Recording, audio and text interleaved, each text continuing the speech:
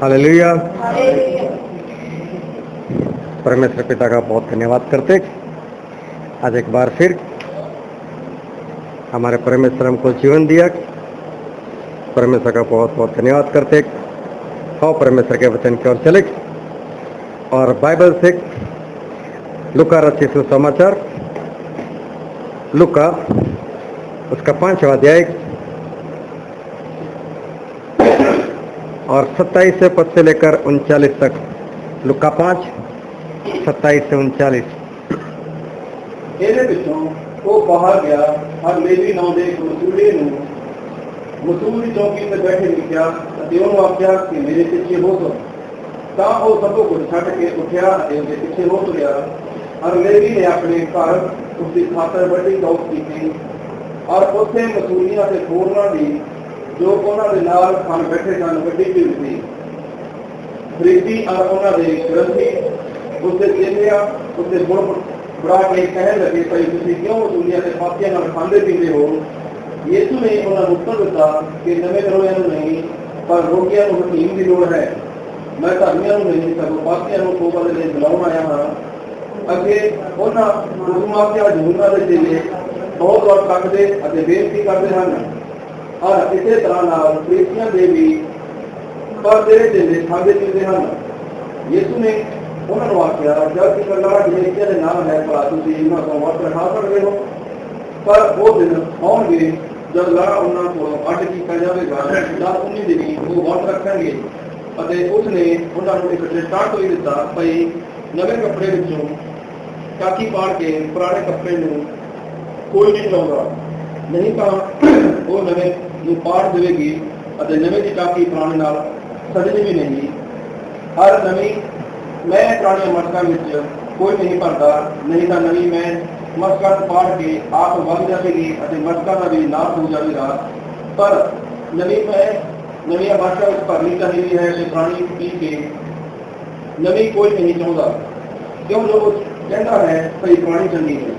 परमेश्वर पिता का वचन हमारे लिए बहुत ही आशीषित है और परमेश्वर पिता का वचन सच्चा है और बाइबल में लिखा है, यदि तू सच्चाई को जानेगा तो सच्चाई तुझे आज़ाद करेगी। आज एक बार फिर परमेश्वर के वचन को बहुत ध्यान से सुनना ताकि हम उसको हमारे दिल में उतार पाए और आने वाले दिनों में उस वचन के अनुसार हम चल पाए। एक बार जब प्रभु इस धरती के ऊपर थे तो वो कहीं पर जा रहे थे अपने चेलों के साथ। जब वो जा रहे थे तो रास्ते में उनको एक अंधा इंसान मिला जो जन्म से अंधा था।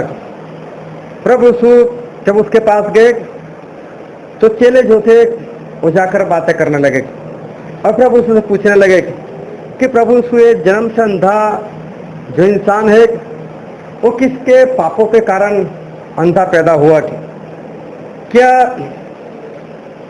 उसके माता पिता के पापों के कारण या उसके खुद के पापों के कारण ये अंधा क्यों पैदा हुआ? यीशु मसीह ने उनको उत्तर दिया कि ना माता पिता के पापों की बात, ना उसके खुद के पापों के लिए, लेकिन परमेश्वर के काम इसके अंदर प्रकट हो उसके कारण ये अंधा पैदा हुआ है। फिर प्रभु ने उस अंधे को आंखें दी और अंधा देखने लगा और जब अंधा देखने लगा तो जन्म से अंधा और चारों ओर सारी बातें फैल गई कि जन्म से अंधा इंसान यीशु मसीह ने उसको नई आंखें दी। तो आज तक ऐसा चमत्कार हुआ नहीं था कि जन्म से अंधा कोई देखने लग जाए। तो लोग हैरान रह गए और खास कर जो फरीसी लोग थे वो परेशान हो गए, बोले यीशु इतने बड़े बड़े चमत्कार कैसे करता है और वो ऐसे चमत्कार करता रहेगा तो लोग उसके पीछे भागेंगे, हमारा क्या होगा? वो लोग डरने लगे। तो उन लोगों ने इस अंधे के माता पिता को बुला लिया और बुलाकर उनसे कहा कि क्या तुम्हारा बेटा सही में जन्म से अंधा था? इनको भी डर है कि कहीं हमने यीशु की तरफदारी कर दी तो कहीं ऐसा ना हो कि ये लोग हमको चर्च से निकाल दे। तो ये लोग बोलते हैं कि हमारा जो बेटा है वो बड़ा है, उसको ही बुलाओ और उसके ही साथ बात करो। उसको ही पूछ लो। तो इन्होंने उस अंधे इंसान को बुला लिया और बुलाने के बाद उसको पूछने लगे कि क्या तू सही में जन्म से अंधा था? बोलते हाँ, मैं पैदाइशी अंधा था। बोले फिर तू देखने किस तरह से लग गया? बोले जो इंसान यीशु नाम से जाना जाता है वो मेरे पास आए, उन्होंने चिकड़ किया, मेरी आंखों पर लगाया और मुझे बोला कि सिलोआ के कुंड में जाकर तू उसको धो ले और देखने लग। मैंने वैसा ही किया और मैं देखने लग गया। फिर भी इनको तसल्ली नहीं हो रही है। ये फिर से उनके माता पिता से बात करते कि सच में क्या तेरा बेटा सही में अंधा था? वो बोलता है कि मेरा बेटा क्या कह रहा है? बोलते वो तो वही कह रहा है। तो फिर उसी से बात करो। एक बार फिर से उसको बुला लिया, फिर से उसको पूछा कि क्या तू सही में जन्म से अंधा था? वो बोल रहा है कि हाँ, मैं सही में जन्म से अंधा था। बोला आप बार बार मुझे क्यों बुलाना चाहते हो? बार बार मेरे से सुनना क्या चाहते हो? क्या तुम भी यीशु मसीह के चेले बनना चाहते हो? फरीसी लोगों को क्रोध आ गया। बोले हम यीशु मसीह के चेले नहीं बन सकते। तो यीशु मसीह का चेला हो सकता है, लेकिन हम तो मूसा के चेले, हम तो मूसा की व्यवस्था के अनुसार हम चलेंगे, हम तेरी नहीं सुनेंगे। तो उसने बोला, उसने एक बात की वहां पर, और हम बाइबल में पढ़ते हैं यूहन्ना उसका 9वां अध्याय और उसका 31वां पद। अच्छी बात जानते हैं जो परमेश्वर पापियां से नहीं सुनता, पर जे कोई परमेश्वर का भक्त होवे अते ओदी मर्जी से चले तां ओ भी सुनता है। हाँ, ये बता रहे कि अगर कोई पापी होता है तो परमेश्वर उसकी नहीं सुनते, लेकिन परमेश्वर किसकी सुनते हैं? कि जो परमेश्वर के पीछे चलता है, उनकी आज्ञाकारी करता है, उनके वचन के अनुसार चलता है, परमेश्वर उनकी सुनते हैं। तो फिर ये लोगों ने उसको उत्तर दिया और हम पढ़ते उसका 34वां पद। ने उन्हें उत्तर दिता, वो तो मेरा पापा में जन्मिया है, फिर ਸਾਨੂੰ ਸਿਖਾਉਂਦਾ है ਅਤੇ ਉਹਨਾਂ ਉਹਨੂੰ ਸਿੱਖ ਦਿੱਤਾ। बाइबल में लिखा है कि इन लोगों ने अंधे को निकाल दिया। बोले तू हमको सिखाता है, तेरा जन्म तो पूर्ण रीति से पापों में ही हुआ है, तू तो पाप में पैदा हुआ है और तू क्या हमको सिखाता है? हालेलुया। देखो, एक और एक इंसान है जो जन्म से अंधा पैदा हुआ है। जन्म से अंधा है इसलिए ना तो ये कुछ सीख पाया है, ना इसको कुछ आता है। समझो कि एक अनपढ़ गंवार की तरह ये इंसान है। यीशु मसीह उसी के पास गए, यीशु मसीह ने उसको ही चंगाई दी। तो उस वक्त जो पढ़े लिखे वो लोग हैं वो उसकी पूछताछ करते, उसको बोलते, उसको कहते हैं कि तू किस तरह से देखने लगा? क्या तू सही में जन्म से अंधा था? ये लोग छानबीन कर रहे कि कहीं कोई धोखाबाजी तो नहीं है, कहीं ऐसा तो नहीं है कि ऐसे ही लोगों ने बातें फैला दियो, या यीशु मसीह ने कुछ पैसे दिए हो अंधे को और बोला हो कि तू जाकर ऐसा बोल कि मैं अंधा था, यीशु मसीह ने मेरी आंखें खोल दी। कहीं फेमस होने के लिए तो कुछ नहीं किया। तो ये लोग बार बार उसको बुलाकर पूछ रहे, उनको ये बात हजम नहीं हो रही कि आजकल का आया हुआ एक जवान लड़का बड़े बड़े चमत्कार करने लगा। ये उनके दिमाग में बात आ नहीं रही, उनके दिल के अंदर ये बात घुस नहीं रही। उनको ऐसा लगता है ऐसे कैसे हो सकता है? तो वो लोग बार बार इससे पूछते। तो ये आखिर में बोल रहा है कि देखो, परमेश्वर जो है वो पापियों की नहीं सुनते। अब इनको दिल में ये बात लग गई कि पापियों की नहीं सुनते, मतलब क्या हमारे नहीं सुनते? क्या हमसे चमत्कार नहीं होती इसलिए तो हमसे कहता है? बोले तू तो खुद पापों में पैदा हुआ है और तो हमको सिखाता है। फरीसी लोग इस इंसान के सामने देखते, इंसान का जीवन देखते, उसके माता पिता का वो लोग जीवन देखते हैं और उनको पता चलता है कि इसका जन्म जो है वो सही रीति से नहीं हुआ, मतलब उसके माता पिता तो बहुत पापों में जीवन जी रहे थे। एक बार प्रभु यीशु के पास कई फरीसी लोग, याजक लोग, ग्रंथी लोग एक व्यभिचार में पकड़ी हुई स्त्री को लेकर आए और आकर यीशु मसीह से कहने लगे कि यीशु, ये जो औरत थी वो व्यभिचार करते ही पकड़ा गई, तो मूसा ने तो ऐसा कहा है कि ऐसी को पत्थर मार मार कर मार दी जाए। तो वह तू क्या कहता है? अभी ये लोग ये ढूंढते थे कि कहीं पर यीशु मसीह बाइबल के खिलाफ, मूसा की व्यवस्था के खिलाफ कुछ बोल दे, और अगर यीशु मसीह ऐसा कुछ बोल देते तो उनके हाथों में एक बात आ जाती है और वो यीशु मसीह को इसी बहाने से पत्थर मार मार कर यीशु मसीह को मार सकते। तो वो लोग इसलिए नहीं आए थे कि यीशु मसीह को पूछना चाहते थे, वो तो प्रत्याव ले रहे थे और यीशु मसीह भी जान गए। लेकिन जब ये लोग पूछ रहे थे तो बाइबल में लिखा है यीशु मसीह नीचे झुककर मिट्टी में अपनी उंगली से वो कुछ लिखने लगे। क्या लिखने लगे वहां पर बाइबल में कुछ नहीं लिखा, लेकिन ये लोग पूछ रहे थे यीशु हम क्या करें इसका, यीशु हम क्या करें। लेकिन यीशु मसीह कोई जवाब नहीं दे रहे, वो लिखते ही जा रहे, लिखते ही जा रहे। फिर वो खड़े हुए और फिर पूछा कि बोलो आप क्या कहना चाहते हो। तो बोले इस औरत का क्या किया जाए। यीशु मसीह ने बोला कोई बात नहीं, पत्थर मारकर मार दो। लेकिन वो पत्थर मारे जिसने पाप ना किया हो। फिर यीशु मसीह वापस बैठ गए, वापस बैठकर वापस कुछ लिखने लगे। 2 बार प्रभु उसने लिखा, लेकिन दोनों बार क्या लिखा वो वहां पर लिखा नहीं गया। लेकिन क्या हुआ, ये जो लोग वहां पर थे पत्थर ले लेकर आए थे, वो लोग बारी बारी से एक एक करते हुए पत्थर फेंक फेंक कर वो वहां से चले गए।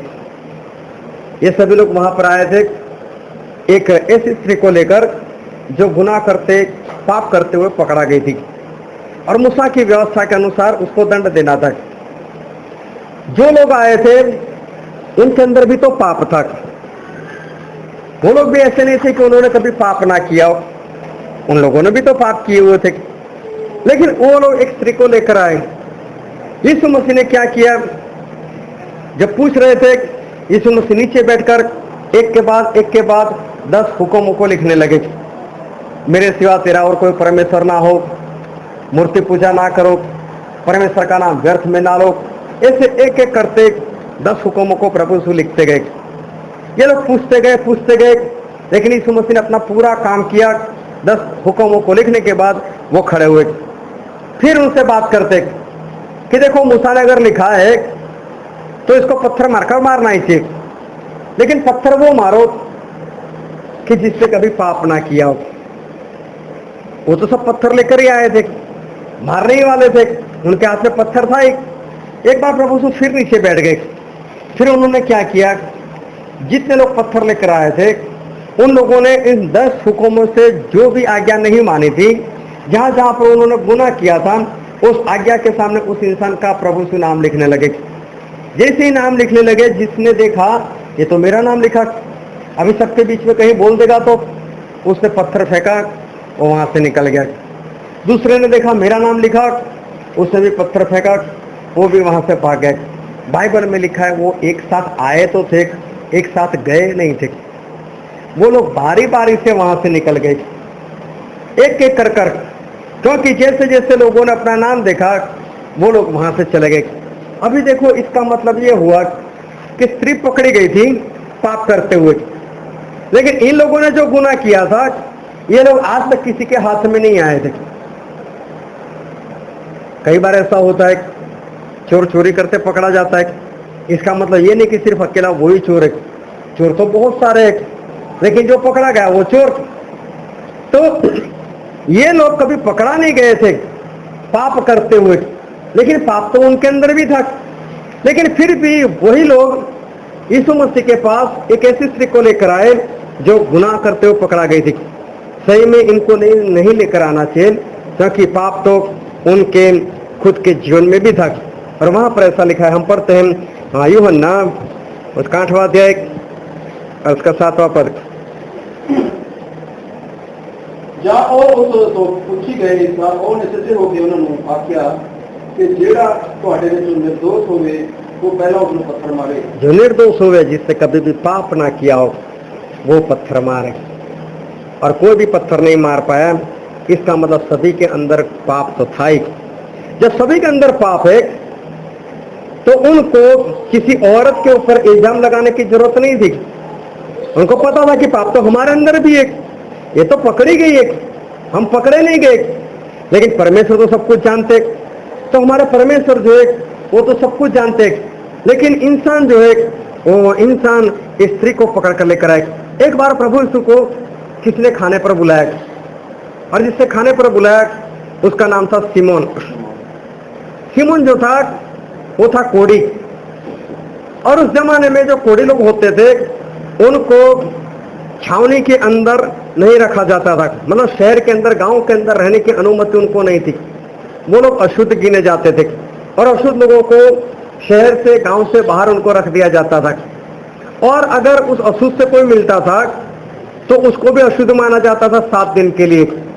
7 दिन के बाद, नहा धोने के बाद लोग उसको शुद्ध मानते थे। लेकिन अगर किसी को सर से लेकर पांव तक पूर्ण रीति से अगर कोढ़ हो जाए तो परमेश्वर ने कहा था ऐसे लोग गांव में या शहर में रह सकते। अभी ये शहर में था, इसका मतलब सर से लेकर पांव तक उसको कोढ़ तक। दूसरी बात कि एक बार नामान नाम का इंसान एलीशा के पास आया था, वो भी तो कोढ़ी था, और एलीशा ने उसको कहा कि तू जा यरदन नदी में 7 बार डुबकी लगा दे, तेरा कोढ़ चला जाएगा। उसका कोढ़ तो चला गया। वो वापस आया और आकर कुछ भेंट जो थी वो देने लग गया। एलीशा ने उससे मना कर रहा है कि मुझे तेरे से कोई भेंट नहीं चाहिए, तो अपने देश में वापस जा। वो चला गया। लेकिन एलीशा का जो नौकर था, उसका जो दास था, उसने देखा इतनी अच्छी भेंट दे रहा था, सोना दे रहा था, कपड़े दे रहा था, मेरे मालिक ने तो कुछ लिया नहीं, लेकिन मैं तो लिए बिना नहीं छोड़ने वाला। अभी एलीशा तो घर में बैठा हुआ था, वो नामान वहां से निकल गया और गेहाजी जो था एलीशा का नौकर, वो उसके पीछे भागा। जब वो उसके पीछे भागा, उसने रास्ते में उसको पकड़ लिया और नामान को बोला तेरे जाने के बाद मेरे मालिक के घर में कुछ रिश्तेदार आए, कुछ मेहमान लोग आए, तो उनको भेंट देने के लिए मैं तेरे पास आया हूं कि तू कुछ भेंट दे दे। बोले मैं तो लेकर ही आया था, आप लोगों ने ली नहीं, तो चलो कोई बात नहीं, लेकर जाओ। तो उसने उसको भेंट दे दी। जैसे वो घर पर पहुंचा, एलीशा ने उसको बुला, ले गया इधर आओ। बोले तू अभी कहां पर गया था और कहां से आ रहा है? बोले मैं तो कहीं पर नहीं गया। उसने झूठ बोला, मैं तो यहीं पर था। और तब एलीशा ने उसको कहा कि जब तू नामान के पास वापस गया, उससे भेंट लेकर आया, तब क्या मेरा हृदय तेरे साथ नहीं था? क्या मेरा आत्मा वहां पर नहीं था? मुझे सब कुछ मालूम है तू क्या कर कर आए। और इस कारण से कि तेरे अंदर लालच है, तेरे अंदर लोभ है, इस कारण से नामान का कोढ़ जो है वो तेरे ऊपर बना रहेगा और तेरी अंश के ऊपर भी हमेशा के लिए बना रहेगा। अभी गेहाजी मतलब वो इंसान जिसके अंदर लालच है, लोभ है। मैंने ऐसे कई परिवार देखे कि जिसके अंदर किसी को कोढ़ होता है लेकिन उनके बच्चे को कोढ़ नहीं भी होता है। लेकिन एलीशा का कहने का मतलब है कि तेरे समान तेरे बच्चे, तेरी अंश, मतलब जितने भी लोभी लोग होंगे ना, जो लोभ करते होंगे, उनको कोढ़ हो सकता है। हालेलुया। अब ये शिमोन जो था वो पूर्ण रीति से कोढ़ी था। इसका मतलब उसके अंदर लालच होनी चाहिए, उसके अंदर लोभ होना चाहिए, उसको पैसे की चाहत होनी चाहिए, सोने चांदी की चाहत होनी चाहिए। फरीसी था, यीशु मसीह का विरोध करने वाला था, उसने यीशु मसीह को बुला लिया अपने घर पर खाने के लिए।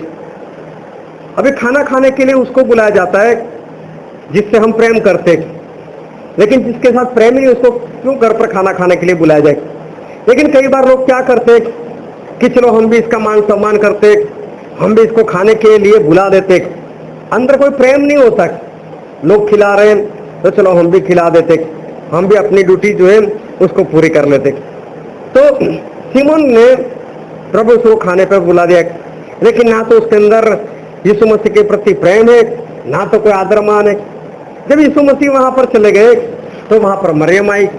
मरियम ने आकर यीशु मसीह के पास वो तो बैठ गई, उसके पास इत्र था वो लगाने लगी, वो आंसू बहाने लगी और आंसू से प्रभु यीशु के पैरों को भिगोने लगी और अपनी चोटी के साथ, अपने बालों के साथ उसको पोंछने लगी। जब ये सारी हरकतें शिमोन ने देखी तो उसने प्रकट में तो कुछ नहीं बोला, लेकिन मन के अंदर सोचा कि यीशु कोई भविष्यवक्ता नहीं है, ये कोई नबी नहीं लगता। अगर नबी होता तो उसको पता होता कि ये औरत कितनी पापी है और उसको हाथ नहीं लगाने देता। लेकिन यीशु मसीह को तो उसके अंदर के विचार जो है उसको पता चल गए। यीशु मसीह ने उसको कहा कि शिमोन, जब मैं तेरे घर में आया तूने मुझे हाथ नहीं धुलाए, तूने मुझे पैर धोने के लिए पानी नहीं दिया, लेकिन मैं जब से तेरे घर में आया हूँ, स्त्री को देखो, वासु से मेरे पैर को धो रही है, अपने छोटे से उसको पोंछ रही है, अपना मूल्यवान जो अत्तर है वो मेरे ऊपर डाल रही है। उसने जो प्रेम किया वो प्रेम तेरे अंदर नहीं है। अभी देखो ये सिमोन कोड़ी को ये मरियम दिखाई देती है, मरियम क्या काम करते वो दिखाई देती है, उसके जो पाप है वो पाप उसको दिखाई देते हैं, लेकिन वो ये भूल जाता है कि मैं भी तो कोड़ी हूँ, मेरे अंदर भी तो लालच है, मैं भी तो यीशु मसीह को ऐसे ही खाने के ऊपर बुला कर बैठा हूँ, लेकिन मेरे अंदर भी वो वाली बात नहीं है, जो प्रेम होना चाहिए वो प्रेम तो नहीं। अभी प्रभु उसने ने कहा कि एक इंसान था और इसके दो कर्जदार थे, एक को समझो कि 50 रुपए का कर्ज था और दूसरे का 5,000 का कर्ज था, उसे दोनों को माफ कर दिया। तो बोले कौन उसको ज्यादा प्रेम करेगा? तो बोले जिसने ज्यादा माफ किया उसको वो ज्यादा प्रेम करेगा। तो बोले सही बात है, इसके ज्यादा पाप थे, इसके ज्यादा पाप माफ हुए, इसलिए वो मुझसे ज्यादा प्रेम कर रही। तू ऐसा समझ रहा है कि तेरे अंदर पाप नहीं, इसलिए तेरे अंदर वो वाला प्रेम नहीं जो मरियम के अंदर प्रेम है। प्रभु यीशु उसके अंदर की बात जानते थे और प्रभु यीशु ने उसके अंदर वाली बात जो थी वो कह दी। जब प्रभु यीशु बेतसदा के पास से जा रहे थे और वहाँ पर अंधे लोग, रोगी लोग, सूखे हुए लोग वहाँ पर बैठे रहते थे, वहाँ पर एक 38 साल से एक इंसान जो था बीमार था, वैसे ही पड़ा रहा था। यीशु मसीह उसके पास गए, यीशु मसीह ने उसको चंगाई दी। ये सारी बातें हमको मालूम है। जिसको चंगाई दी प्रभु से उसको कहा कि अपने खाट उठाकर चल। उसने खाट तो उठा ली, चलने भी लगा, लेकिन चलते चलते वो डायरेक्ट चला गया, वो चर्च में चला गया। और जब चर्च में चला गया, उस दिन भी सब्बत का दिन था, और वो जब चर्च में चला गया तो फरीसी लोगों ने देखा, याजक लोगों ने देखा, अरे बोला तो सब्बत का दिन है, तू क्यों ऐसे यहाँ पर खाट उठाकर आ रहा है? आज तो ये काम तुझे नहीं करना चाहिए। उन लोगों ने उसको डांटा। और बाइबल में हम पढ़ते हैं यूहन्ना रचित सुसमाचार उसका 5वां अध्याय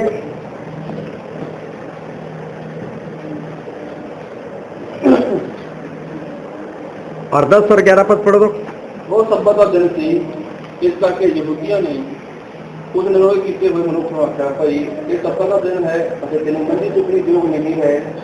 ਉਹਨੇ ਨੂੰ ਉੱਤਰ ਦਿੱਤਾ ਕਿ ਜੇ ਮੈਨੂੰ ਚੰਗਾ ਕੀਤਾ, ਉਸਨੇ ਮੈਨੂੰ ਆਖਿਆ अपनी मंजी चुक के सो गए। बाइबल में लिखा है कि लोगों ने इससे पूछा, आज तो सब्बत का दिन है, तो आज क्यों उठा रहा है? देखो इन लोगों को ये बात नहीं दिखाई दी कि ये तो 38 साल से बीमार था और ये इसको चंगाई मिल गई, क्योंकि तो पास की बात है, वो भी चंगा हुआ है और चलते चलते खाट उठाकर चर्च में चला गया। इसका मतलब चर्च वहां पास नहीं होना चाहिए, तो पास की बात है। जब मैं उस जगह पर गया तो मैंने देखा कि यहीं पर वो कुंडन और समझो ये बाहर जो रोड जा रहा है बस वहीं पर चर्च था, इतने पास में ही वहां पर चर्च बना हुआ है। तो वो जो चर्च में चला गया, इसका मतलब इसकी इतनी पास जगह है तो उन लोगों को दिखाई देना चाहिए। उन लोगों ने देखा भी होगा इसको 38 साल से ऐसे बीमार अवस्था में गिरा हुआ, लेकिन ये उनको आनंद नहीं हो रहा है कि इसको कैसे चंगाई मिली। लेकिन ये बोल रहे कि आज तो खाट उठाकर क्यों चल रहा है? किसी ने उसको ये नहीं पूछा कि तू चंगा कैसे हुआ, लेकिन ये बोल रहे हैं कि तू आज खाट उठाकर क्यों चलता है। आज भी देखना, आज भी इंसान जो है ना वो अपने अंदर नहीं देखता है, वो लोगों की बातें देखता है। सिमोन कोड़ी अपने अंदर नहीं देखता, लेकिन मरियम को देखता है। ये फरीसी लोग भी अपने अंदर नहीं देखते, लेकिन उस 38 साल से जो बीमार है उसको देखते। फरीसी लोग उस जन्म से अंधे को आंखें मिली वो नहीं देख रहे, अपने खुद की ओर नहीं देख रहे, हमसे चमत्कार नहीं हो रहे, लेकिन उसकी बात करें कि तू तो पूर्ण रीति से पापों में पैदा हुआ है। फरीसी लोग, ग्रंथी लोग ये नहीं देख रहे कि हमारे अंदर भी तो पाप है, हम पकड़े नहीं गए, लेकिन वो व्यभिचार स्त्री को पकड़कर यीशु मसीह के पास लेकर आए। आज भी इंसान की यही हालत है कि इंसान जो है वो खुद का नहीं देखता, लेकिन लोगों का देखता है। Hallelujah, hallelujah. बहुत ध्यान से समझना कि इंसान जो है वो आज खुद का नहीं देखता, मैं कैसा हूं, मैं कैसे हूं, लेकिन सामने वाले के ऊपर पूरी निगाह होगी। वो कैसे जीवन जीता है, वो कैसे जीवन जीती है, उसके अंदर कौन से पाप है, वो बंदगी में आती है कि नहीं आती है, वो आती है तो क्या पहनकर आती है, वो कैसा पहनता है, वो कैसे श्रृंगार करता है, वो करती है नहीं करती, ये सारी बातें जो है वो इंसान लोगों को अंदर देखता है, लेकिन इंसान जो है वो कभी खुद का नहीं देखता, लेकिन दूसरे का वो देखता है। अभी वो ध्यान समझना कि इंसान दूसरों का क्यों देखता है। देखो हमारे भी आंखें, हम अपनी आंखों से अपने आप को कभी नहीं देख सकते, हम देख पा रहे अपने आप को, और इसलिए इंसान क्या करता है, यही समझता है कि आंखें तो मुझे परमेश्वर ने सामने वाले को ही देखने के लिए दिए, इसलिए वो सामने वाले को ही देखता है।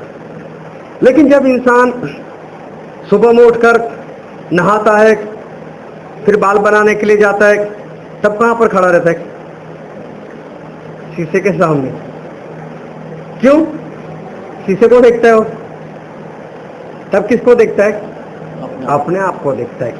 हालेलुया। तब किसकी आंखों से देखता है वो? तभी तो खुद की आंखों से देखता है। तो खुद को देखने के लिए इंसान को क्या चाहिए? आईना चाहिए, शीशा चाहिए।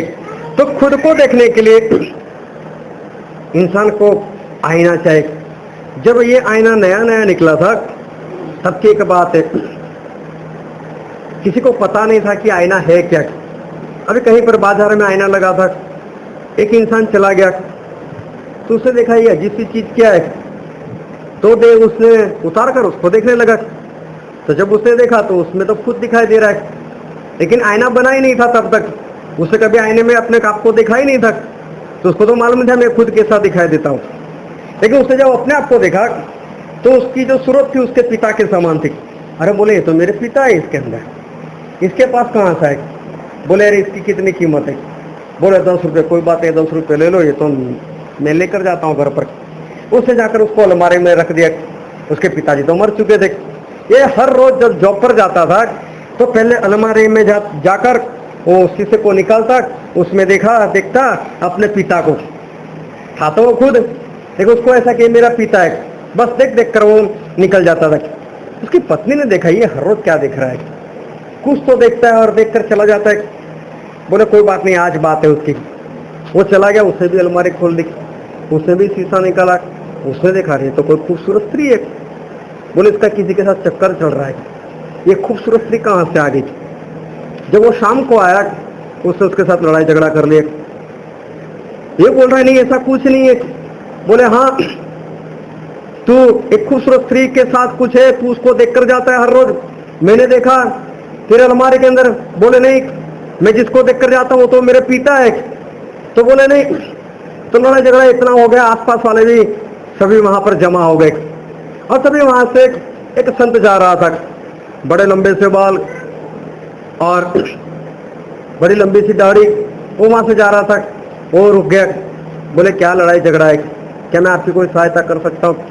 वो पति बोलता है कि मैं अपने पिता को देखता हूँ, और ये बोलता है किसी खूबसूरत स्त्री को देखता है, और बोले हमारे दोनों के बीच में झगड़ा है। तो बोले कहाँ है वो चीज, कहाँ है, दिखाओ मुझे। तो उसने देखा तो साधु दिखाई दे रहा है। अरे बोले तो कोई संत है, बोले इसकी जरूरत आपको नहीं, मैं इसको लेकर चला जाता हूँ, आपका लड़ाई झगड़ा भी खत्म। लेकिन आज तो लोगों को पता चल गया आईना कैसा है और आईने में क्या दिखाई देता है। तो आईने में एक इंसान जो है वो किसको देखता है? अपने आप को देखता है।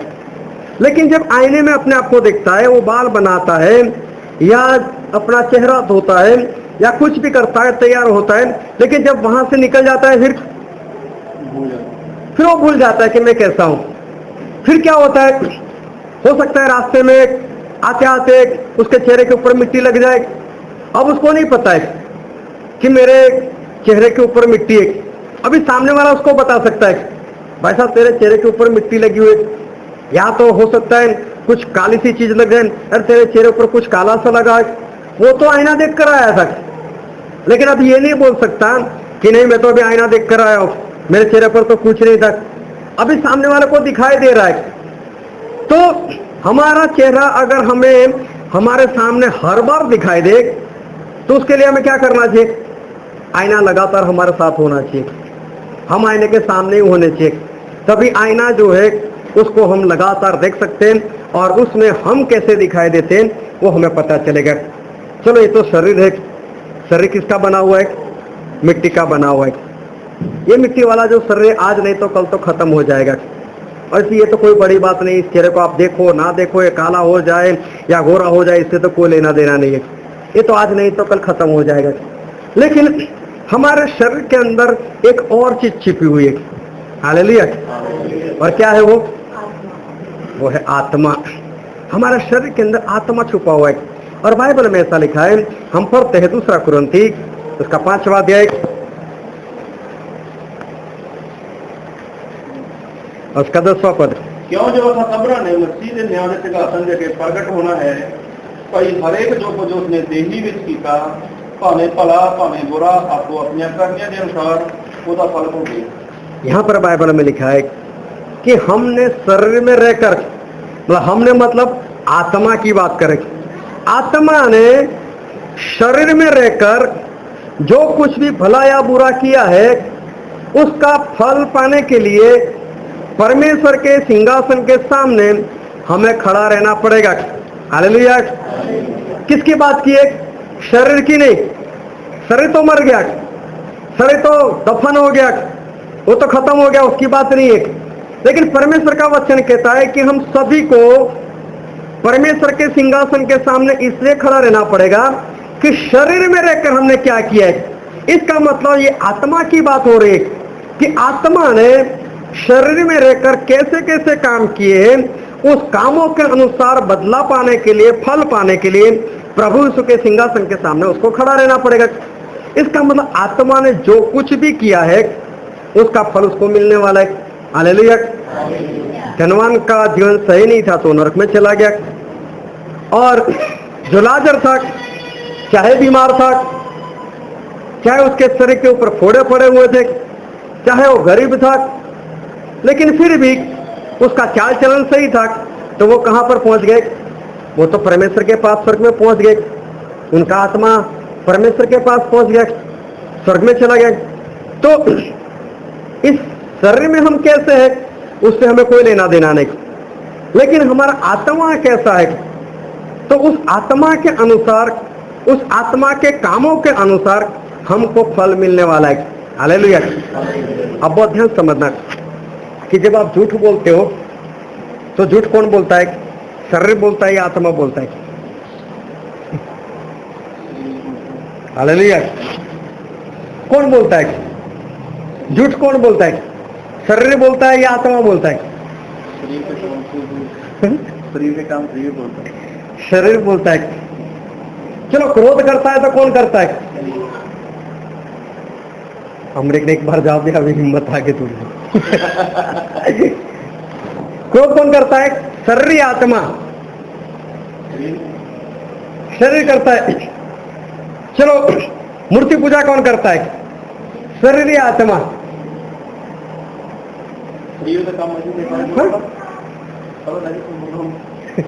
चलो, शरीर करता है। फिर नशा कौन करता है? अच्छा, चलो, ये सारे काम कौन करता है? शरीर करता है। और परमेश्वर का वचन क्या कहता है? जो कोई ऐसे काम करता है उसको मैं चेतावनी देता हूं, जिससे पहले भी दे चुका हूं। ये पद हम पढ़ते नहीं है, अगर कोई पढ़ना चाहे तो पढ़ लो उसको। मैं पहले भी चेतावनी दे चुका हूं, आज एक बार फिर चेतावनी देता हूं। जो कोई ऐसा काम करता है वो स्वर्ग राज का वारिस नहीं होगा। हालेलुया। जो कोई ऐसा काम करता है वो कहां पर नहीं जाएगा? स्वर्ग में नहीं जाएगा।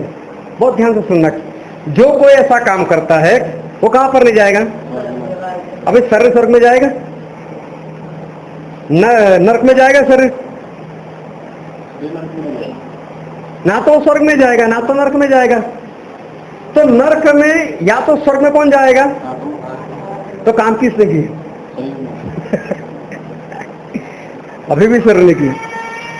शरीर में रहकर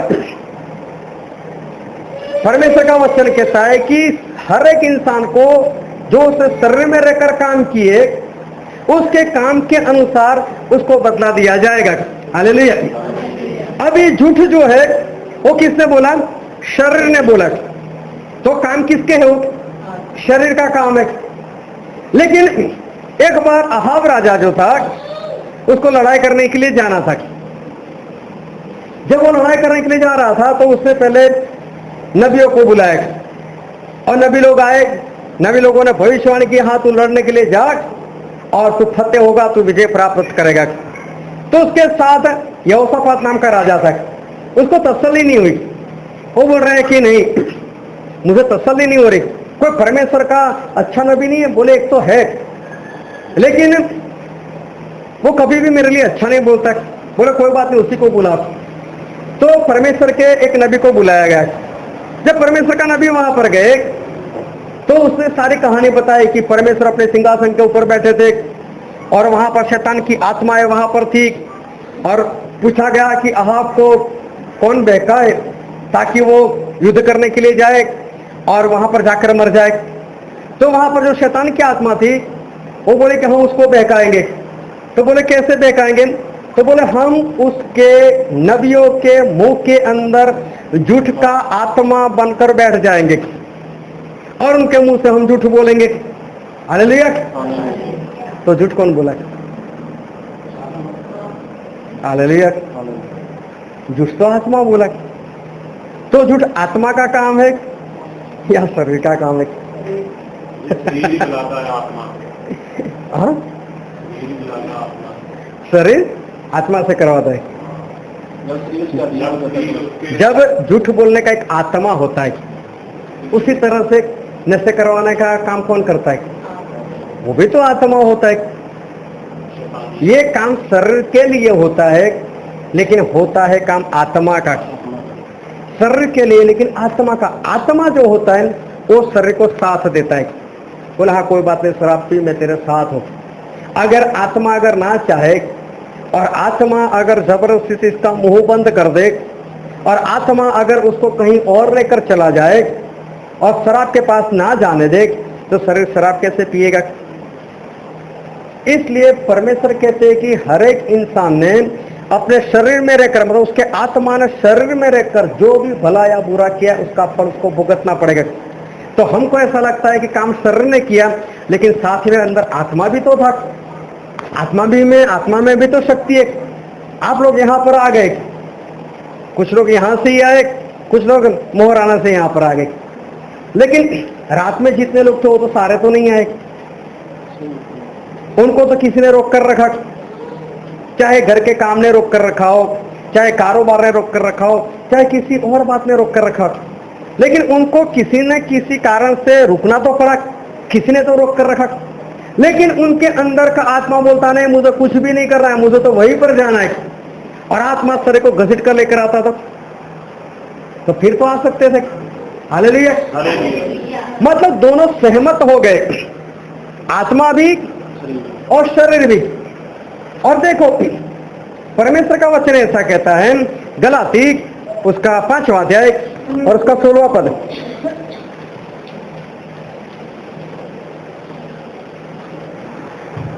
पर मैं अपना हाथ होती आत्मा द्वारा चलो, शरीर के विषय में कदे पूरा ना करोगे। देखो आत्मा से चलोगे तो शरीर की इच्छा को नहीं पूरी करोगे।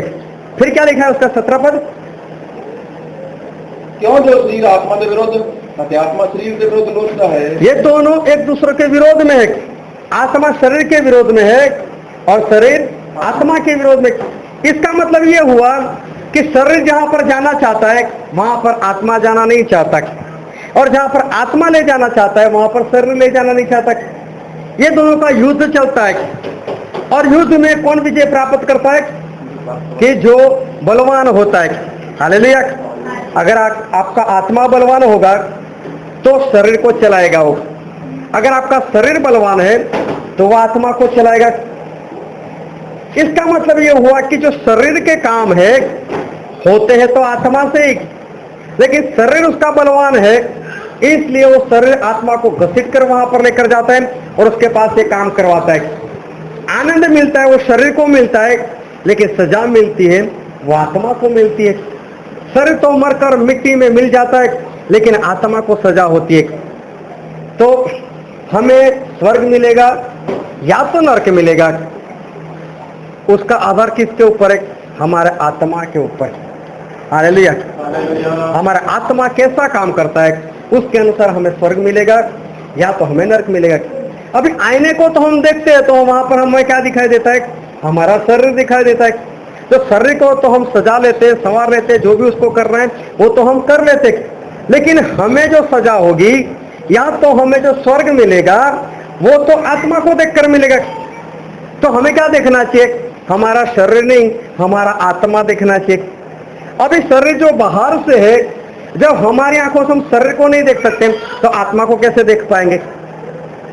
तो आत्मा के लिए भी हमें क्या चाहिए? एक आईना चाहिए। और आत्मा का आईना भी बाइबल में लिखा हुआ है, और हम पढ़ते हैं याकूब की पत्री, उसका पहला अध्याय और 23 और 24 पद पढ़ो तो। क्योंकि जे कोई वचन का सुनने वाला है अते उस पर अमल करने वाला नहीं, तब वो उस मनुष्य वर्गा है जिहड़ा अपने असली स्वरूप ਨੂੰ शीशे ਵਿੱਚ ਦੇਖਦਾ है। क्यों जो वो अपने आप ਨੂੰ ਵੇਖ ਕੇ चला गया अते उसे ਵੇਲੇ ਭੁੱਲ ਗਿਆ जो मैं ਕਿਹੋ ਜਿਹਾ था। यहाँ पर बाइबल में लिखा है कि जो सिर्फ वचन का सुनने वाला है लेकिन वचन को मानने वाला नहीं। हालेलुया, सारे सेट हो? हालेलुया। तो अपना ध्यान बनाए रखना।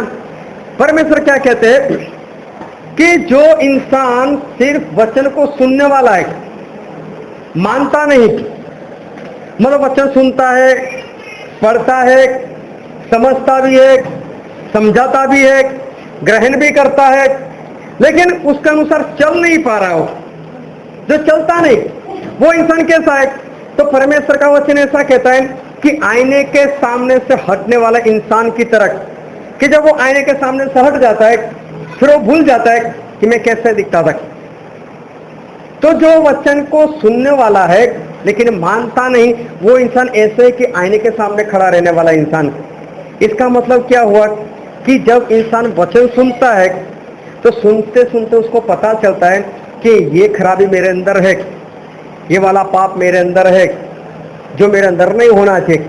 जब वचन इंसान सुनता है, अगर ध्यान से सुनता है, तो उसको पता चलता है कि ये बात तो मेरे अंदर भी है, मेरे अंदर ऐसी बात नहीं होनी चाहिए। लेकिन जब वचन सुनकर वो वहां से चला जाता है, उसने ये तय नहीं किया कि मैं मानूंगा उसको, उसने ये नहीं तय किया कि मैं भी अभी परमेश्वर के आज्ञाकारी करूंगा, सिर्फ सुना उसने। और जैसे ही बंदगी से बाहर निकल गया, फिर उसको दूसरे हफ्ते पूछो उसको कि पिछली बार क्या सीखा था, तो क्या बोलेगा? मालूम नहीं, उसको याद ही नहीं। कई लोग क्या करते, जब ऐसे पूछते हैं तो कॉपी में पहले से ही देख लेते कि पिछली बार क्या सीखे थे, तो कॉपी में से तो हमको पता चल नहीं वाला है कि हमने क्या लिखा था। हाँ, ये वाला हमने सीखा था, लेकिन अगर माना होता तो बिना कॉपी में देखे हुए भी हमको पता चल जाता कि हम क्या सीखे हुए।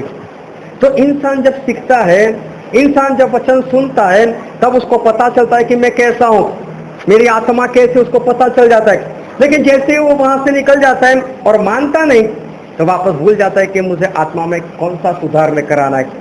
तो हमारा आत्मा जो है, उसका जो शीशा है वो ये वचन है। वचन के सामने जब इंसान आ जाता है, तब उसको पता चलता है कि मेरा आत्मा जो है वो मेरा आत्मा कैसा दिखाई देता है। अभी देखो, ये सारी आत्मा की बातें, ये शारीरिक बातें नहीं है। आत्मा की बातें मतलब आत्मा की बातें जो है ना, वो कभी दिखाई नहीं देती। शरीर की बातें जो है वो तो दिखाई देती। एक बार क्या हुआ, एक राजा था, वो कपड़ों का बहुत शौकीन था, उसको अच्छे अच्छे नए नए कपड़े पहनने का चाहिए। एक बार क्या हुआ, वहां पर दो, जिसको ठग लोग बोलते हैं, ऐसे लोग वहां पर चले गए। उन्होंने राजा से कहा कि राजा, हमारे पास भी तो कपड़ा है, और हमारे पास वो कपड़ा है कि जो आज तक आपने कभी भी नहीं पहना होगा। बोले वो कपड़ा कैसा है? बोले मेरे पास वो कपड़ा है कि जिसको पापी लोग कभी भी नहीं देख सकते। जिसके अंदर पाप होता है उसको कपड़ा नहीं दिखाई देता, लेकिन जो सिर्फ मन के शुद्ध है और जो पवित्र है, बस सिर्फ उनको ही वो कपड़ा दिखाई देता है। राजा बोलते ऐसा है तो दिखाओ। उसने अपना संदूक खोला, संदूक पूरा खाली, उसके अंदर कुछ भी नहीं, लेकिन उसने एक्टिंग कुछ ऐसी की, नाटक कुछ ऐसा किया जैसे उससे कपड़ा निकाला, और कपड़ा निकाल कर वो दिखाने लगा, देखो राजा ये कपड़ा कैसा है। अभी राजा ने देखा, उसको तो कुछ दिखाई नहीं दे रहा है। लेकिन राजा को डर, अगर मैं कहीं ऐसा बोल दूं कि कपड़ा तो दिखाई नहीं देता, इसका मतलब ये है कि मेरे अंदर पाप है, ये तो सिर्फ पवित्र लोग देख सकते हैं। राजा बोला क्या बात है, बहुत बढ़िया कपड़ा है। फिर अपने मंत्री से पूछता है, अपने प्रधान से पूछता है, देख तो कपड़ा कैसा है, अभी उसको भी तो कुछ नहीं दिखाई देता। लेकिन वो भी सोच रहा है अगर मैं बोलूं कि नहीं दिखाई देता मुझे, तो राजा बोलेगा कि ये तो मन का शुद्ध नहीं है, कहीं मुझे जॉब से निकाल दिया तो। वो बोलता है वो भी बहुत बढ़िया कपड़ा है। जितने को पूछा सभी बोलते बहुत बढ़िया कपड़ा है। राजा बोलते कितना दाम है इसका। राजा को ऐसा, चलो मुझे तो नहीं दिखा देता, सभी को तो दिखाई देता है तो कोई बात नहीं। बोले कितना दाम है? बोले इसका 1000 रुपये मीटर है। तो बोले कोई बात नहीं, मेरे लिए कपड़ा तैयार कर दो। बोले कोई बात नहीं, हमको एडवांस दे दो, हम अगले हफ्ते आपको कपड़ा दे देंगे। अभी क्या हुआ, दूसरे हफ्ते राजा को कपड़ा पहना दिया, ये कपड़ा तो था ही नहीं। सभी लोग राजा को बोल, राजा तू बहुत बढ़िया दिख रहा है राजा तू बहुत अच्छा दिख रहा है। राजा भी देख रहा है कि मुझे तो कुछ दिखाई नहीं देता, लोगों को भी दिखाई नहीं देता। सभी को डर ये है कि अगर मैंने बोला कि मुझे नहीं दिखाई देता तो फिर तो परेशानी होगी, बोलेंगे ये शुद्ध नहीं है, ये तो पाप वाला इंसान है, पापी इंसान है। तो सभी लोग राजा की हाँ में, उसकी हाँ में बोले हाँ अच्छा है अच्छा अच्छा है। राजा बोला चलो फिर घूम कर आते। पूरे शहर में घूमने के लिए निकले, और तब एक छोटा लड़का था, उसने राजा को देखा, उसने जोरों से आवाज लगाई, ये राजा बिना कपड़े के कहाँ जा रहा है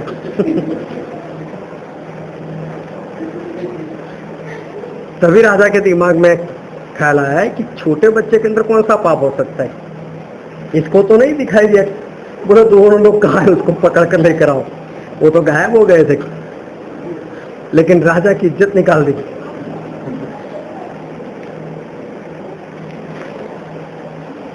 आत्मा जो होता है वो अंदर होता है, उसको हम कैसे देख सकते हैं, वो कैसे दिखाई देता है? आंखें जो हमको दिए वो तो हमको सामने वाले को देखने के लिए दिए। हमारे आत्मा को हम किस तरह से देखें, हमारे आत्मा जो है उसको हम किस तरह से परखें? आत्मा दिखाई नहीं देता हमको, लेकिन आत्मा कब दिखाई देता है? जब हम शीशे के सामने आ जाते हैं। और आत्मा का शीशा क्या है?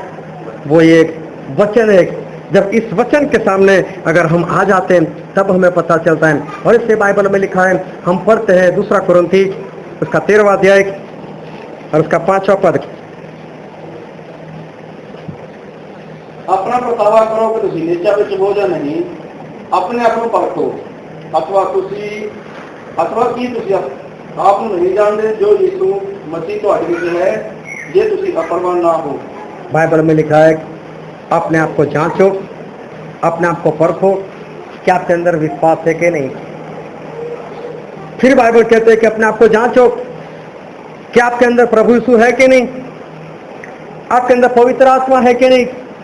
परमेश्वर बोलते हैं अपने आप को जांचो, यही हमारा आईना है। बाइबल को पढ़ो, वचन को सुनो, और उस वचन के अनुसार हमारा खुद का जीवन है कि नहीं, उसको जांचो, उसको परखो। जब भी वचन सुनते हो, उसके बाद वचन सुनने के बाद उस वचन को लेकर बैठो, मैं क्या सीखा, मुझे क्या सिखाया गया, और फिर देखो अपने आत्मा के अंदर कि जो सिखाया गया ऐसी बातें मेरे अंदर है कि नहीं, जो बातें नहीं होनी चाहिए क्या ऐसी बातें भी है। अगर ऐसी बातें दिखती है तो उसको निकाल दो, जो इस बातों को हमारे अंदर लाना है उसको अंदर लेकर आओ। लेकिन ये कब पता चलेगा? कि जब आप आईने के सामने बैठोगे और आईने के सामने बैठकर अपने आप को देखोगे, जांचोगे, तब पता चलेगा। जब भी वचन सुनते हो, जब भी वचन समझते हो, जब भी वचन पढ़ते हो, तो उसको पढ़ने के बाद, उसको समझने के बाद, उसको सुनने के बाद आप अपने आप को जांचो कि ये वचन वाली बात मेरे अंदर है या नहीं है, मुझे कैसा जीवन जीना चाहिए। वो अपने आप को देखो, परखो। परमेश्वर का वचन कहता है कि आप अपने आप को परखो कि आपके अंदर विश्वास है कि नहीं। आप अपने आप को परखो कि आपके अंदर प्रभु यीशु है कि नहीं। आप अपने आप को परखो कि आपके अंदर पवित्र आत्मा जो होने चाहिए वो पवित्र आत्मा अंदर है कि नहीं। फरीसी लोग उस सामने वाले को देखते थे, वो अपने आप को वो नहीं देखते थे। अंधा तो देखने लग गया, लेकिन ये लोगों ने देखा कि ये तो पूरा पापों में पैदा हुआ है। तो पापों में पैदा हो तो तुम कौन से पवित्रता में पैदा हुए? लेकिन लोगों को देखते थे, अंधे को देखते थे, उसके माता पिता को देखते देख इन लोगों ने ये देखा कि 38 साल से बीमार इंसान वो चंगा हो गया, वो नहीं देखा। लेकिन ये देखा कि ये आज पाप क्यों कर रहा है, ये आज इंसान ये अपनी खाट उठाकर वो क्यों जा रहा है। उन लोगों के अंदर पाप था, फिर भी उन लोगों ने उस स्त्री के अंदर पाप देखा, उस स्त्री के अंदर व्यभिचार देखा और उसको मारने के लिए वो लोग खड़े हुए। लेकिन अगर उन लोगों ने खुद को जांचा होता तो उनमें से एक भी काम वो नहीं करते। और मत्ती में ऐसा लिखा है, मत्ती रचित सुसमाचार उसका 15 अध्याय और कोई 3 से पढ़ो तो। पर उसने उन्हें उत्तर दिता, तुसी भी क्यों अपनी रीत नाल परमेश्वर के हुक्मां नूं उल्लंघन करते हो। क्यों जो परमेश्वर ने फरमाया कि अपने पिता ते अपनी माता का आदर कर अते जिहड़ा पिता या माता नूं मंदा बोले वो जानों मारिया जाए। पर तुसी आखदे हो भाई जिहड़ा पिता या माता नूं कहे कि जो कुछ मेरे कोलों जिन्हों लाभ हो सकता कि सो पेट हो गया, वो अपने पिता या माता का आदर ना करे। देखो इन लोगों ने ऐसा सिखाया था लोगों को कि परमेश्वर तो आज्ञा दी थी कि माता पिता का सम्मान करो, लेकिन ये फरीसी लोग ऐसा सिखाते थे कि माता पिता के पीछे जो आप खर्च कर रहे हो वो सारा पैसा हमको दान में दे दो।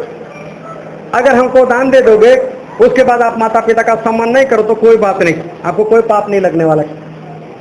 ये अपने अंदर नहीं देख रहे थे कि हम भी तो गलत सिखा रहे, ये उनके दिमाग में नहीं आ रहा है।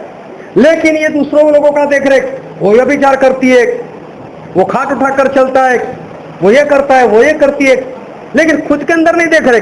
अगर खुद के अंदर देखे तो उनको पता चलता कि हम भी तो गलत आज्ञा सिखा रहे। लुका में लिखा है उसका 10वां अध्याय और अगर उसके 25 से 5 से अगर पढ़ो तो वहां पर एक इंसान था, पंडित था, उसने आकर यीशु मसीह से सवाल किया कि प्रभु यीशु मैं अनंत जीवन पाना चाहता हूँ, मैं स्वर्ग में जाना चाहता हूँ, तो मैं क्या करूँ।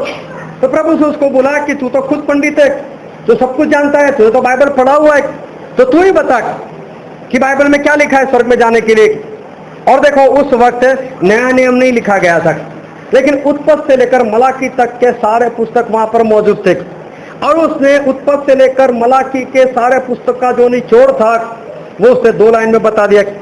उसने ये बताया कि प्रभु ऐसा कहते हैं बाइबल कि तेरे परमेश्वर के ऊपर पूरे मन से, पूरे आत्मा से, पूरे बल से, पूरे सामर्थ्य के साथ तू प्रेम कर, और जैसा खुद को तू प्रेम करता है वैसा ही अपना पड़ोसी से प्रेम कर।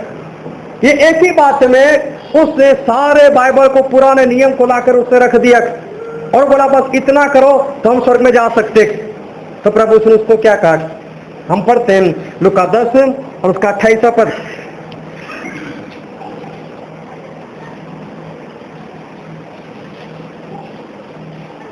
उसने उन वाक्या तै ठीक उत्तर दिता, एहो करता तू जिएगा। ऐसा ही कर तो तू जिएगा। इसका मतलब ये इंसान सब कुछ तो जानता है, पूरे बाइबल का निचोड़ जानता है, उत्पत्ति से लेकर मलाकी तक का जो भी निचोड़ था उसने 2 लाइन में बता दिया। यीशु मसीह ने उसको यही बताया कि तूने सही उत्तर दिया। यीशु मसीह ने ये नहीं बोला तूने तो उत्पत्ति से कुछ नहीं बोला, तूने कुछ से कुछ नहीं बोला, तूने गिनती से कुछ नहीं बोला, तूने भजन संहिता से कुछ नहीं बोला, लेकिन तूने तो सारा निचोड़ दे दिया। यीशु मसीह ने बोला तू सही कह रहा है, उसको गलत नहीं करार दिया, तू सही बोल रहा है। लेकिन यीशु मसीह ने क्या बोला, तू ऐसा कर। इसका मतलब जानता तो था लेकिन करता तो नहीं था। ये जानता था कि परमेश्वर को सबसे ज्यादा प्रेम करना चाहिए, लेकिन वो खुद प्रेम नहीं करता था। फिर उस इंसान ने क्या सोचा कि तो सबके सामने मेरी इज्जत जा रही है। तो आगे पढ़ोगे क्या लिखा है 29 पद। पर वो जो चाहता थी कोई अपने ताई सच्चा ठहरावे। हाँ, वो चाहता था कि मैं धर्मी ठहरूं, मैं सच्चा ठहरूं। यीशु ने कहा फिर कौन है मेरा गुआढ़ी। देखो इससे एक सवाल कर दिया, मेरा पड़ोसी कौन है। और तब प्रभु ने उससे एक बात की। और प्रभु ने कहा कि एक इंसान यरूशलेम से निकलकर यरीहो को जा रहा था, रास्ते में लुटेरे मिले, उसको मारा, उसको लूट लिया, अधमरा कर उसको छोड़कर वहां से चले गए। वहां से एक याजक निकला और याजक ने उसको देखा, रास्ता बदल दिया। वहां से एक लेवी निकला, लेवी ने भी रास्ता बदल दिया। और उसके बाद वहां पर एक सामरी इंसान निकला और उसने उसको देखा अधमरा सा। वो उसके पास गया, उसने उसके ऊपर दाखरस डाला, उसके ऊपर तेल डाला, उसके ऊपर पट्टी बांधी और अपने पशु के ऊपर उसको बिठाया और चलते चलते उसको शहर में ले गया और वहां पर जाकर एक सराय में जाकर उसको रख दिया। सराय के मालिक को पैसा दिया और उसको कहा कि तू इसका जो भी ट्रीटमेंट है उसको कर, इसका इलाज कर, और मैं जब वापस आऊंगा अगर ज्यादा भी खर्च हो जाएगा तो मैं वो खर्च भी तुझे दे दूंगा, लेकिन तू उसकी अच्छे से देखभाल कर। फिर प्रभु ने उसको सवाल किया कि बोल, ये तीनों में से इसका पड़ोसी कौन ठहरा? और वहां पढ़ो तो उसका 37 वो हो गया जिन्हें उस पर दया की थी, फिर यीशु ने उन्हें आख्या तू भी जाके एवं ही कर। उसने कहा कि जिसने उसके ऊपर दया की वो उसका पड़ोसी ठहरा। तो प्रभु ने क्या बोला? तू भी जाकर वैसा ही कर। देखो, कर किसको कहा जाता है? जो नहीं करता। लेकिन जो करता उसको नहीं कहा जाता। बाइबल में पढ़ना कई बार प्रभु ने ऐसा बोला तू विश्वास कर, और कई जगह पर ऐसा बोला तू विश्वास रख। विश्वास कर मतलब तेरे अंदर विश्वास है, विश्वास कर। विश्वास रख मतलब कि तेरे अंदर विश्वास है, अभी छोड़ना मत, उसको रखना। मतलब है तो रख, नहीं है तो कर। इसको ना तो परमेश्वर से प्रेम है, ना तो इसको पड़ोसी से प्रेम है। लेकिन वचन सारा जानता है तो वचन सारा जानता है तो कभी अपने आप को जांच लिया होता तो उसको पता नहीं चलता कि मेरे अंदर कौन सी बात है। मैं तो परमेश्वर से प्रेम नहीं करता, लेकिन ये अपने आप को जांचता नहीं, अपने आप को परखता नहीं, और इसलिए इसको ये नहीं मालूम कि मेरे अंदर कौन सा पाप छुपा हुआ है। वो बोलता मैं स्वर्ग में जाना चाहता हूँ। ऐसे एक इंसान और था, वो भी भाग कर आया, उसने भी यीशु मसीह से आकर कहा कि यीशु मसीह मैं स्वर्ग जाना चाहता हूँ, मैं क्या करूँ? तो यीशु मसीह ने उसको कहा कि जो जो आज्ञा है वो आज्ञा को मान। तो बोले कौन कौन सी आज्ञा है? तो बोले माता पिता का सम्मान करो, चोरी मत करो, खून मत करो। प्रभु एक के बाद 10 हुक्म बोलने लगे, और उस इंसान ने प्रभु को बीच में से रोक दिया। बोले तो मैं बचपन से करता आया हूं, अभी भी मेरे में कौन सा अधूरापन है? तो प्रभु ने कहा अगर तू संपूर्ण होना चाहता है तो एक काम कर, तेरी जितनी भी संपत्ति उसको बेच दे, उसका जो भी पैसा मिले गरीबों में बांट दे, उसके बाद तू मेरे पीछे आ और तुझे सदी पक जीवन मिल जाएगा। कितनी बड़ी बात प्रभु ने कही। प्रभु सुने 10वां जो हुक्म था उसको समझाकर उसको बता दिया। प्रभु ने ये नहीं कहा कि संपूर्ण होना चाहता है तो लोभ छोड़ दे। कई बार इंसान को खुद को पता नहीं होता कि उसके खुद के अंदर कौन सा पाप है, कौन सा पाप उसको नहीं पता चलता। अगर प्रभु 10 के 10 हुक्म बोल गए होते तो इंसान यही बोलने वाला था कि मैं तो ये भी मानता हूं। उसको आज तक नहीं मालूम था कि उसके अंदर लालच नाम की कोई चीज थी, लोभ नाम की चीज थी, क्योंकि उसके पास तो बहुत ज्यादा संपत्ति थी। लेकिन जब प्रभु से उसको बोला उसको बेच दे, पैसा गरीबों में बांट दे, फिर मेरे पीछे आ, तब उसको पता चला मैं तो इसको छोड़ नहीं पा रहा हूं। तभी उसको पता चला मेरे अंदर तो लोभ है। एक बार एक हिंदू लड़की ने एक क्रिश्चियन लड़के से शादी कर दी। जब शादी हो गई, उनके शादी के 2-4 साल हो गए, उनको बच्चा नहीं हो रहा था। उन्होंने मुझसे प्रार्थना करने के लिए बुला लिया। जब मैं प्रार्थना करने के लिए गया तो उनके घर में, जिसको लोग यीशु कहते हैं, ऐसा फोटो वहां पर लगाया हुआ था।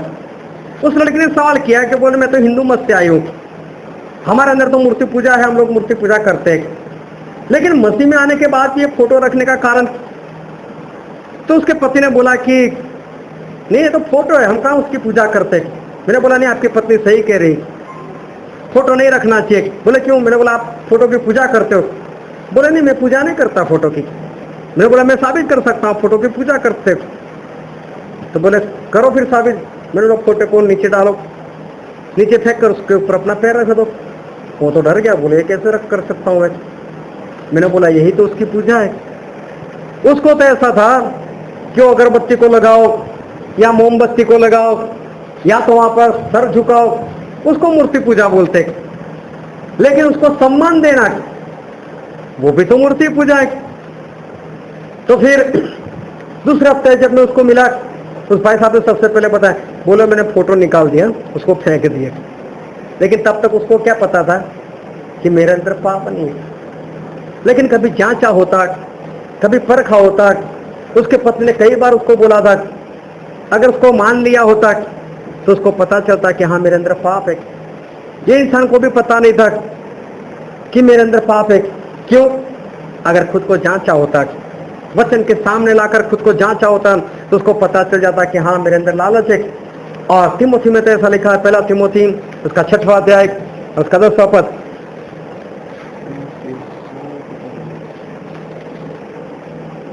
क्यों जो माया का रोग हर प्रकार दिया बुराइयां की जड़ है।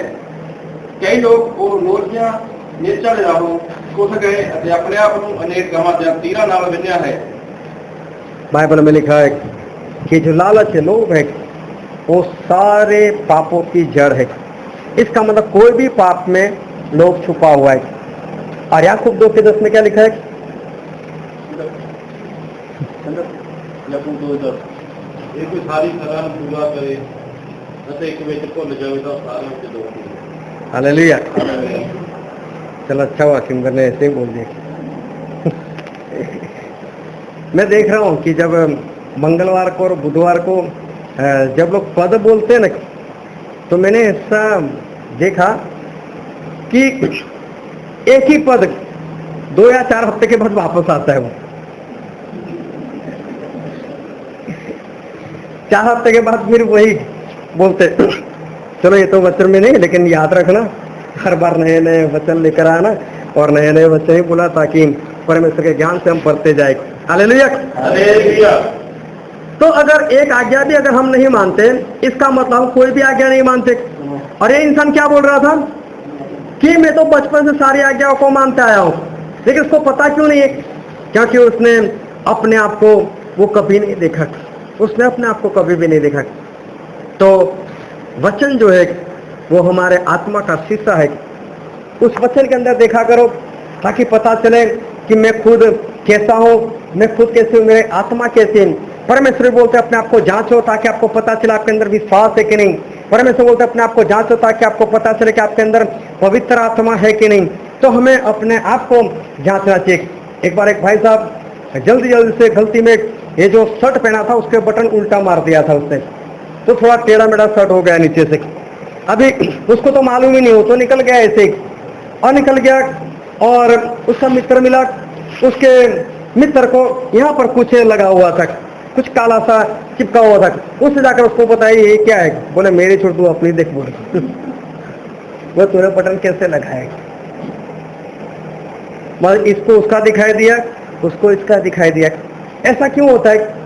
ऐसा इसलिए होता है कि इंसान अपने आप को जांचता नहीं है, इंसान अपने आप को परखता नहीं। अगर इंसान अपने आप को जांचे तो दूसरे के बारे में कभी कुछ नहीं बोलेगा कि तू ऐसा है या तू वैसा है, लेकिन वो अपनी ही बात करेगा। एक बार एक परिवार था, उन लोगों ने अपना नया घर बना लिया। जब नया घर बनाया और वहां पर रहने के लिए चले गए, तो वहां एक खिड़की थी और खिड़की शीशे की थी, और वहां से सामने वाले का जो घर था वो घर दिखाई देता था। और वहां की जो औरत थी, उसका एक समय था कि सुबह 10 बजे उठे, सुबह 10 बजे वो कपड़े धोकर वो अपने टेरेस के ऊपर सुखाने लगती थी। ये जो औरत थी वो अपने पति को बोले, देखो सामने वाली औरत कैसी है और देखो मैं कैसी हूँ। बोले क्यों? बोले मैं आपके कपड़े कितने अच्छे से धोती हूँ। वो सामने वाले देखो फिर से कपड़े सुखाए, वैसे ही वैसे गंदे कपड़े उसके। दूसरे दिन फिर वो फिर अपने पति को बताने लगी, देखो वो कपड़े कैसे से धोती है और मैं कितने अच्छे कपड़े धोती हूँ। देखो उसने ऐसे ही गंदे कपड़े जो है वो सुखाए। ऐसे हफ्ते तक चलता रहा। हफ्ते के बाद एक बार एक स्त्री ने देखा तो सामने वाले स्त्री ने पूरी तरह से अच्छी तरह से कपड़े धोए हुए थे। बोले आज तो क्या बात है, उसने भी बहुत अच्छी तरह से कपड़े धोए, कहीं आपने तो जाकर कुछ बोला नहीं उसको? बोले नहीं, मैंने उसको कुछ नहीं बोला, मैंने खिड़की का शीशा जो था ना वो साफ कर दिया। बोले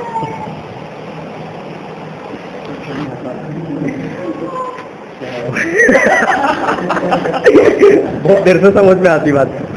हालेलुया। खिड़की गंदी थी, उसको कपड़े गंदे दिखाई देते थे। वो तो कपड़े अच्छे ही सुखाती थी, लेकिन कमी कहाँ थी? इसी के घर में।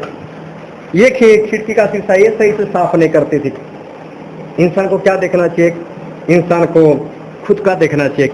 जब तक इंसान खुद का नहीं देखता तब तक उसको सामने वाले का दिखाई देता है। जब तक सामने वाले का दिखाई देगा वो खुद के जीवन के अंदर वो कभी भी सुधार लेकर नहीं आएगा। आज जो वचन हमने पढ़ा था लूका उसका 5वां अध्याय, और हमने पढ़ा था 27 से लेकर 39 पद। वहां पर ऐसा हुआ कि लेवी नाम का एक इंसान जो था वो चुंगी लेता था, और चुंगी लेने वाले उस जमाने में बहुत पापी गिने जाते थे, क्योंकि जबरदस्ती से ज्यादा पैसा लोगों के पास इकट्ठा करते थे, अपना घर भरते थे। ऐसे लोगों को लोग बोलते थे तो बहुत पापी है। प्रभु से वहां से जब गुजर रहे थे तो प्रभु ने उसको देख लिया। प्रभु से लेवी को आवाज दे, लेवी चल मेरे पीछे चल। तो लेवी सब कुछ छोड़कर प्रभु से के पीछे चला गया। और फिर उसने एक बड़ी सी दावत दी, बड़ी सी पार्टी की, और पार्टी में सभी लोगों को बुलाया। अभी वो ध्यान समझना कि लेवी है और वो काम करता है चुंगी लेने का। लेवी उसका नाम है, लेवी गोत्र से नहीं है। वो चुंगी लेने का काम करता है, मतलब पापी इंसान है। उसने पार्टी में लोगों को बुलाया, तो उसकी पार्टी में कैसे लोग होंगे? उसी के समान लोग होंगे ना, उसके जैसे ही पापी लोग। और साथ में यीशु मसीह और 12 चेले थे। ये सभी लोग उसके घर में पार्टी में इकट्ठा हो गए। जब पार्टी में इकट्ठा हो गए तो फरीसी लोग और दूसरे लोग बातें करने लगे और चेलों से बोले रहे, तेरा गुरु कैसा है? चेलों से बोले रहे, आप लोग कैसे हो? पापी लोगों के साथ खाते हो, उनके साथ बैठते हो, आप तो उनको मित्र बनाते हो। ये लोग अपने आप को नहीं देखते थे, लेकिन दूसरे को देखते थे, और दूसरे को देखकर बोलते थे कि आप लोग कैसे हो। और तब प्रभु सुने उनसे एक बात की, और हम पढ़ते हैं लूका, और पढ़ो तो उसका 31वां पद। यीशु ने उन्हें उत्तर दिता कि नवे नरोया नहीं, पर रोगियों को हकीम की लोड़ है। बाइबल में लिखा है कि किसको हकीम की जरूरत है? जो बीमार है। हालेलुया। हालेलुया। अभी देखो यहाँ पर बात क्या हो रही है? बात ये हो रही है कि तू और तेरे चेले पापी लोगों के साथ क्यों खाते पीते हो? उनके साथ क्यों मित्रता रखते हो? उनके पास क्यों जाते हो? तो प्रभु ने क्या कहा? प्रभु ने कुछ अलग सी बातें की कि जो बीमार है उनको डॉक्टर की जरूरत है, जो बीमार नहीं उनको डॉक्टर की जरूरत नहीं। मतलब जो बीमार है वो कहाँ जाते हैं? डॉक्टर के पास। लेकिन यहाँ तो ना तो कोई बीमारी की बात हो रही है, ना ही कोई हकीम की बात हो रही है। लेकिन यीशु मसीह ने ये बातें बोली क्यों? कई बार लोग बोलते हैं कि परमेश्वर ने खुद ने ऐसा बोला है कि बीमार हो तो डॉक्टर के पास जाओ। ये परमेश्वर नहीं बोल रहे, परमेश्वर कोई भी बीमारी आपकी हो वो दूर कर सकते। लेकिन यहाँ पर प्रभु ने ऐसा उत्तर क्यों दिया? प्रभु से कहना चाहते थे। उसके आगे वाला पद पढ़ो तो। मैं धर्मियों नहीं सगो पापियों तौबा के लिए बुलाना आया हूं। हाँ, मैं धर्मी लोगों के लिए नहीं, मैं पापी लोगों के लिए आया हूं। मैं प्रभु यीशु ये शब्द बोलकर कि जो बीमार है उनको डॉक्टर की जरूरत है, मतलब परमेश्वर ये कहना चाहते हैं मैं वो डॉक्टर हूं। लेकिन कौन सा डॉक्टर? आत्मा का डॉक्टर हूं मैं। जिनको पापों की बीमारी लगी हुई है मैं उनके लिए आया हूं। और इसलिए मैं धर्मी लोगों के पास नहीं जाता। जो अपने आप को धर्मी समझते हैं उनके पास में नहीं जाता, लेकिन जो अपने आप को पापी समझता है मैं उनके पास जाता हूं। उनको मेरी जरूरत है, ये आत्मा से जो बीमार है। लेकिन फरीसी लोग कौन से बीमार नहीं थे? वो भी तो दूसरे का देखते थे, उनके अंदर भी तो पाप था। जब प्रभु उसने कहा कि जिसके अंदर पाप ना हो पत्थर मारे, तो सारे लोग पत्थर फेंक फेंक कर चले गए थे। मतलब उनके अंदर भी तो पाप था। लेकिन वो तो कभी प्रभु यीशु के पास आए नहीं, उन्होंने कभी प्रभु यीशु से कहा नहीं। क्यों उन लोगों ने कभी प्रभु यीशु से नहीं कहा कि हमको भी पापों की क्षमा चाहिए? क्योंकि इंसान बीमार हो तो उसको पता भी तो चलना चाहिए कि मैं बीमार हूं।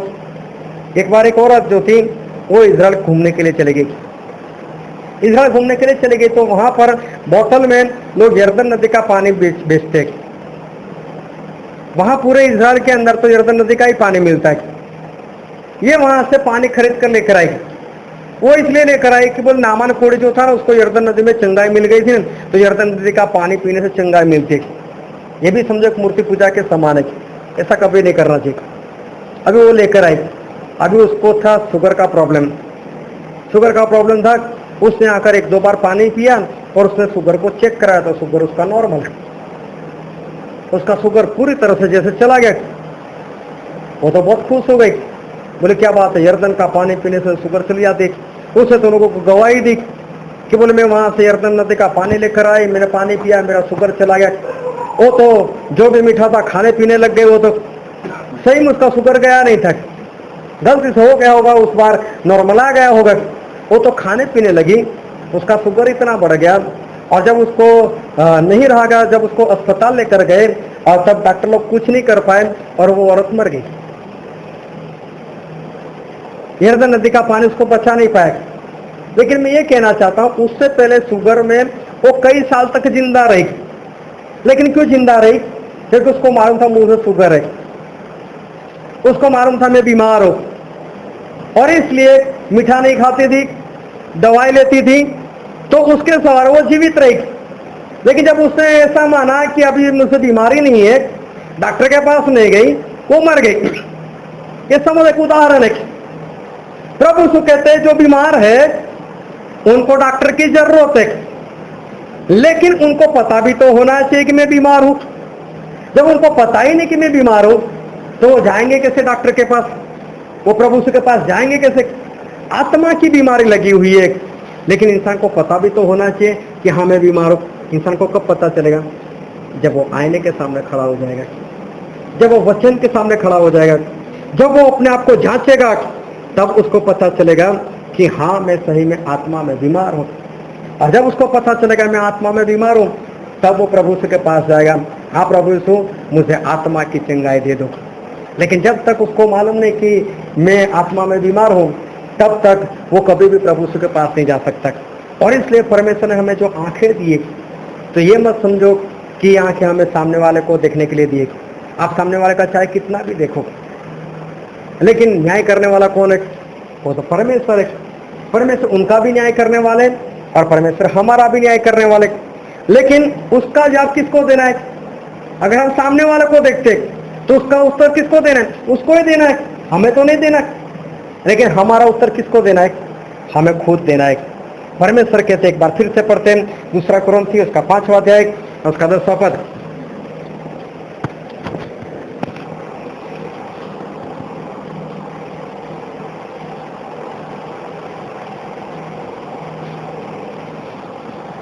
क्यों जो है पत्रा ने मसीह के ध्यान से सिंहासन के प्रगट होना है, पर हरेक जो कुछ उसने देही विच कीता, भावे भला भावे बुरा, आपको अपनी करनिया के अनुसार उसका फल भोगे। हमें खुद को हमारा जवाब देना है। हमारा उत्तर ना कोई हमारा पास्टर दे सकता है, ना हमारे माता पिता दे सकते, ना हमारे भाई बहन दे सकते, ना हमारे बच्चे दे सकते। तो हमें किसी का भी देखने की जरूरत नहीं है। हमें किसका देखना चाहिए? हमें खुद का देखना चाहिए। आत्मा का आईना, आत्मा का शीशा, ये जो वचन है उसको हमेशा अपने सामने रखो, हमेशा इसको लेकर घूमो, हमेशा अपने निगाह के सामने रखो। जब भी आप कोई भी काम करने के लिए जाते हो, जब भी आप अपने मुंह से कोई भी शब्द बोलना चाहते हो, उससे पहले एक पल सोच लो और सोच कर देखो कि ये मैं जो बोल रहा हूं, ये जो मैं बोल रही हूं, क्या पवित्र आत्मा से है या शैतान की आत्मा से? और जहां भी कहीं आपको लगता है कि पवित्र आत्मा से नहीं, वहीं पर रुक जाओ। हर बार ये इस आत्मा के शीशे को अपने सामने रखो, उसमें देखकर ही सारे काम करो। अगर उसमें देखकर काम करोगे तो आपको हर बार आपके आत्मा के बारे में पता चलता जाएगा, आपका आत्मा कैसा है, उसमें सुधार आता जाएगा। और आपको सामने वाले को देखने के लिए कोई भी मौका नहीं मिलेगा। सामने वाले को देखोगे तो आपके अंदर निंदा आएगी, आप उसकी निंदा करोगे, वो ऐसा है, वो वैसी है। लेकिन आप खुद को देखोगे तो आपको सिर्फ खुद के लिए बोलने का मौका मिलेगा। अगर घमंड करने का मौका मिलेगा तो अभी खुद के लिए मिलेगा। तो इसलिए हमेशा इस आत्मा के शीशे को अपने सामने रखो, उसमें जो है वो ही देखो और अपनी आत्मा को देखो, क्योंकि हमारा आत्मा को उत्तर हमें देना है। परमेश्वर तो बोलते हैं कि जो बीमार हैं उनको मेरी जरूरत है, लेकिन पता भी तो चलना चाहिए कि मैं बीमार हूँ। तो हमें कब पता चलेगा? जब इस शीशे के सामने हम रहेंगे तब। आओ हमारे आंखों को बंद करें और हमारे मस्तकों को प्रभु झुका के झुकाए, जो राजाओं के राजा है, जो प्रभुओं के प्रभु है, जो हमारे बीच में है। मेरे प्रियो, परमेश्वर ने हमें आंखें तो दी है, उस आंख से हम सामने वाले को देख सकते हैं, लेकिन सामने वाले का उत्तर हमें नहीं देना है, ना हमारा उत्तर किसी को देना है। हर एक इंसान अपना उद्धार का जिम्मेदार, अपनी मुक्ति का जिम्मेदार वो खुद है। हर एक इंसान को आत्मा ने जो कुछ भी काम किया है शरीर में रहकर, उसका फल भुगतने के लिए उसे खुद ही, उसे अकेले ही प्रभु यीशु के सिंहासन के सामने खड़ा रहना पड़ेगा। ना आपकी कोई सिफारिश कर सकता है, ना आप किसी और की सिफारिश कर सकते हो। और इसलिए हर वक्त आत्मा के शीशे के सामने रहो, ताकि आत्मा को जितनी भी बीमारी लगी है वो सारी बीमारी के बारे में पता चले, और आप प्रभु यीशु जो आत्मा के डॉक्टर है उसके पास जा सको और सारी बीमारी से आजाद हो सको। ये वचन समझने के लिए, ग्रहण करने के लिए, उसके अनुसार चलने के लिए प्रभु यीशु की कृपा हम सभी पर होने पाए। Thank you. Thank you Lord, thank you Jesus. मेरे प्यारे पिता प्रभु यीशु जी, ਤੁਹਾਡਾ ਧੰਨਵਾਦ ਕਰਦੇ ਹਾਂ, ਤੁਹਾਡੀ ਤਾਰੀਫ ਕਰਦੇ ਹਾਂ।